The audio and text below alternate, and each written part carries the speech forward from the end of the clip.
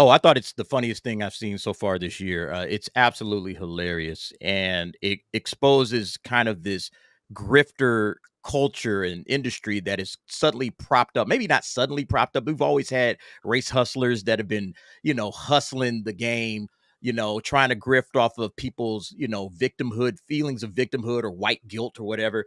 So it's wonderful to see Matt Walsh just walk into these people's arena, and just ask simple questions that makes us all kind of laugh. Like, do you realize how ridiculous this sounds? And I don't know if you guys got to it, but me and Dante, we were kind of chopping it up afterwards.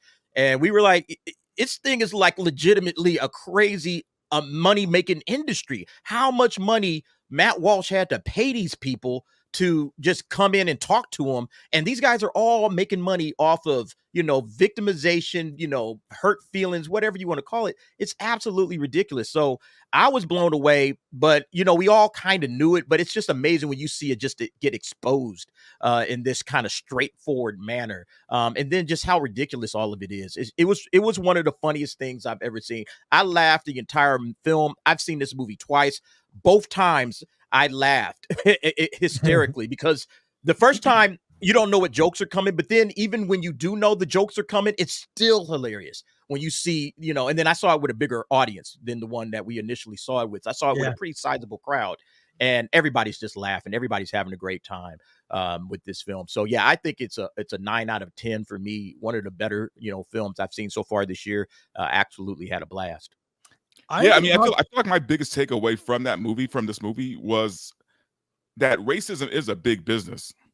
Yeah, it is a big business. There are industries created just for racism. And I'm sitting here and I told you, Derek, like, I felt like a chump. What am I doing trying to make an honest living when I could be out there race hustling, making a nice bag, buying nice things, right? Like, how come I'm out here trying to work like an honest chump when people are out here race hustling and making the bag? You have a soul. That's why. This is the same thing if you watch his What is a Woman, that there's a whole industry grifting off the bad type of grifting. And I just want to say it's because my co-host did see it, Nerd Wars. He's in the middle of the country. He said everyone was laughing.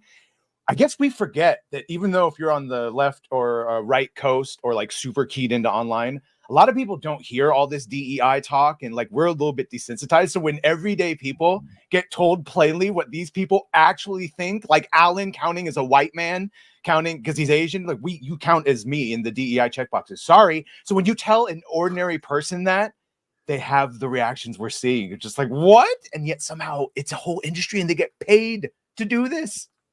It's ridiculous, man. And what's crazy is in the film, the most normal people, when he goes down south, when he goes to the biker bar and he's trying to talk to these guys at the biker bar about, how do you feel about decentering your whiteness or whatever? And these people are like, what the hell are you talking about? Like, these guys are floored at how ridiculous this nonsense is. It's like, what is this?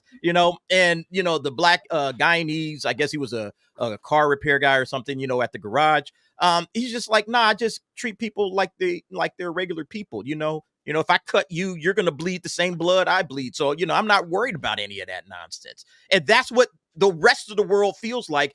And then you got these DEI grifters that are making, I don't know how much money Robin DiAngelo has made in her career off of her book, whatever. It was a best-selling book. So, it probably made a good chunk of money. It's speaking fees. Money these people are making, man. I'm just saying, some people. Did she remember she ran down like all of the companies that she worked for? She worked with Google and I think Nike and like all these major companies, and she's probably charging these people $1 just to get out there and spit hatred and, you got to look at yourself as some sort of a victim, or you got to look at yourself as some sort of an oppressor or whatever that nonsense is. It was just absolutely ridiculous, but I'm so glad that he got her, man, because he made her look like an absolute chump. That was the best part of the movie to me, man. It's so interesting that people, I understand the impulse is to do the right thing. There's a lot of marginalized people that have never had a voice, and I think they should have a voice. But they shouldn't have a voice if that voice is going to turn into an oppressive, dangerous, pitchfork and torch wielding voice where you're going to go after people. The 20th century is replete with what far leftism does to civilization. It always ends in mass death, and it always ends in something that's really, really bad. And you see these people because they're one step away from doing that. And let's be They're clear, one step away. Let's be clear. The movie is literally attacking those people. The movie Right. is going after the far left in that way, right? The thing is, the thing that bugs the shit out of me is that these people really believe this stuff, man. They believe that black people wake up every morning thinking, how am I going to start my black journey today? Right? Like they believe this stuff, right? You mean you don't do that, Verbal? I not today. I didn't. Last night I cut my finger when I was making dinner, and it was pretty bad. And I was thinking, I had to go to the hospital, and the last thing on my mind was, I wonder if I'm going to suffer microaggressions while I'm waiting for the doctor to come. Right? Right. They believe that we think this way, right? Because let's be real here, left white women especially feel that they are the saviors of the world, man. Yep. Sorry. As they live in a country of colonized land and that's why they're able to do that, and because they have all the infrastructure that was built yes. by cis white males and all yes, that. they are protected within the system that was built for them, and now they feel like, hey, I can speak for everybody. Yeah. When One thing about the movie, there's that segment with the race to dinner, and we reviewed a film called Deconstructing Karen, which basically walks us through that dinner. And what I found interesting was it was for all white women. Can you imagine if a white man was to attend this dinner? The second thing is the entire movie is just a systematic beatdown on these white women. They came in fairly confident, feeling like that they were fairly open-minded and that they were themselves not racist and colorblind. And to see them at the start of the movie and at the end, just how they were just torn down and their wills were broken, and they come out at the end just feeling like they're the most racist people in the world. Well, in all fairness, Alan, they paid for it. They paid for that dinner. $2,500 to do that. That's wild, man. You paid $2,500 to get told you're a racist. This is Money, insane, please. man. See, Dante, not all of them believe it. Some of them know it's full of shit, Why am I right? They trying want to that make money. honest living. Like I should be out there hustling. Well, no, what I said is, look. Some people are getting their reparations early. That's all. Well, I mean, you have, like you said, you have integrity, because if you sit back and really think about this, these are the kind of conversations that, keep the narrative going, keep racism alive. They had that quote from Thomas Sowell, in the film where, racism is being kept alive on life support by all of these race hustlers, because they keep wanting to spit victimhood into your face rather than saying, no, guess what? You have an opportunity to go and do whatever it is you need to do in your own personal life. But because we got, because you can monetize racism, you can monetize victimhood, you got all of these ambulance chasers. Anytime something happens to a black person, oh my God, I got to run, like the Sesame Street, with that whole situation with that Sesame place, that was absolute garbage and nonsense. But yet this woman made, how much did she make after this? $50,000 she made in this movie? To sit down for an interview. $50,000 because somebody didn't give her daughter a high five. Oh, it's the Rosita. It's the girl who. The Rosita, yeah, thank you. But that's ridiculous. But see, that's the problem. I do think, though, that there's a lot of legitimacy in talking about race issues in this country. One of the things that black soldiers who fought in World War II could not avail themselves of the GI Bill coming back from the war. The GI Bill allowed the middle class to be built by soldiers who fought in World War II, were able to buy houses, were able to provide for their families. Black soldiers were completely denied this. And this is something that is a pox on American history. Yeah, and talk about in history class, right? Maybe not in our social and movies and TV shows and games. There's a place and time. Was the thing, wasn't it? But he brings up a good point. Like, the thing is, when I was growing up in the 90s and stuff, you had shows like Family Matters, and you had shows like Fresh Prince and stuff. You had, even the Cosby Show, as controversial that may be now, but like, you had positive black influences that did talk occasionally about race. They addressed, listen, sometimes when you're driving home, you might get stopped by a cop because you're black.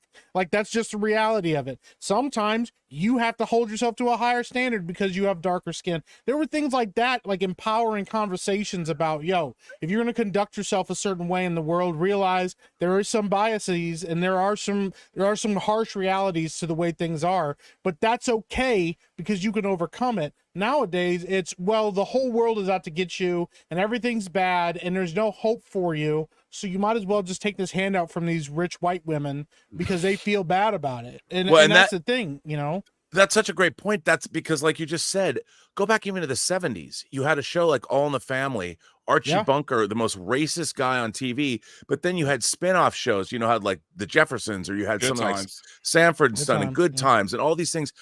This narrative that they're pushing now, which social media has allowed to happen, isn't real.